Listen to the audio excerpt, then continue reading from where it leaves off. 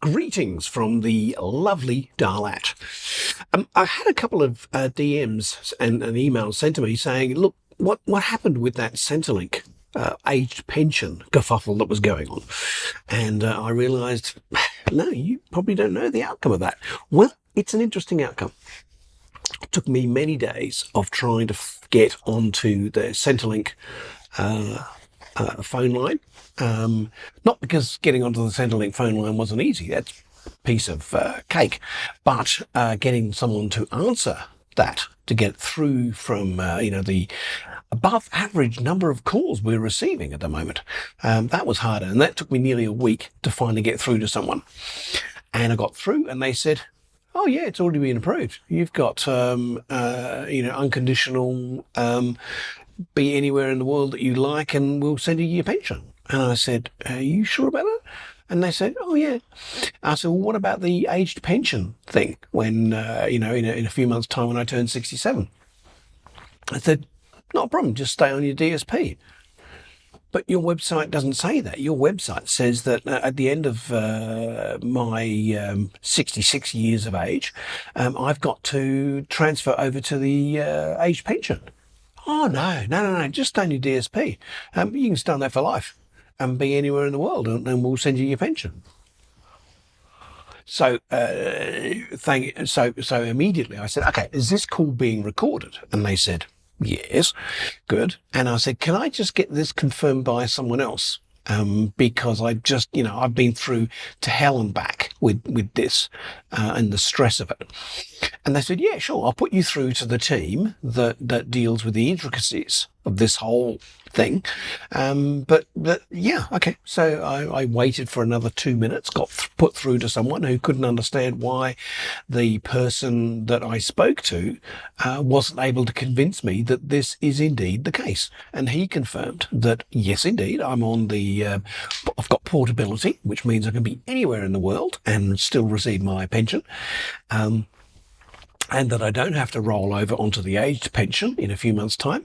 And the only things I won't get in my DSP are things like, the energy relief, a few dollars, or little tidbits to do with Australia. But my base pension, which is only about $40 less than what I would normally get were I to be living in Australia, still paid. And I don't have to come back to join the age pension or apply for the age pension.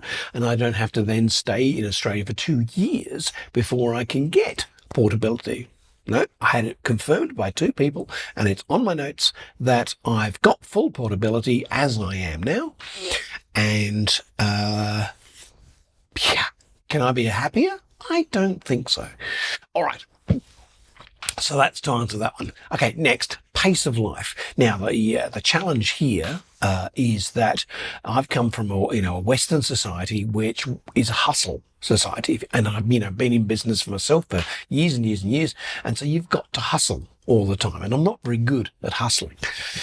And the pace of life here is infinitely slower. I mean, it's just like you can feel in the air that you need to slow down a bit. The nature is telling you, "Whoa, son, back up a bit." And so I am. And so I'm not hustling like I used to hustle. I'm still going to be coming off Facebook and all the Meta products, because more and more I'm developing a relationship or set of relationships through Substack, through my writing on Substack. So I'll get to the other bit in a second. So yes, I am still going to be coming off all the Meta products, because even though it's completely useless trying to avoid the Meta products in Vietnam. I mean, Meta just about owns Vietnam in terms of its social online structure. Anyway, long story, you know my views on this. But so yeah, this whole hustle culture that I've come from, to a culture that doesn't hustle so much, still hustles, but not so much. It meant that at the moment, language schools are like begging for teachers to teach the Vietnamese English. And I just, of the many, many adverts that I'm sent, please help, please help.